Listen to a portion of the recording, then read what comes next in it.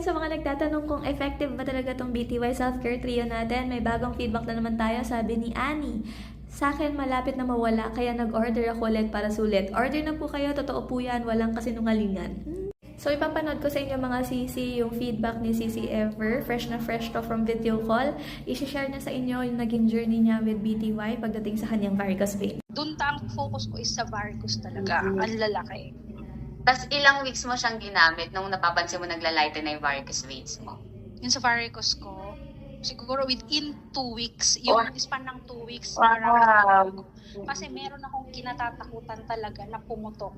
Yun yung tinatawag naming thrombophlebitis, which is totally blood clot siya. Yes. Ang tigas na niya. Maliit na maliit siya, pero bumpy na matigas. Nung una, soft pa lang siya. Pinapakita ko dito sa doktor namin dito. Ito, sabi niya sa akin nung una, nung soft pa siya, ito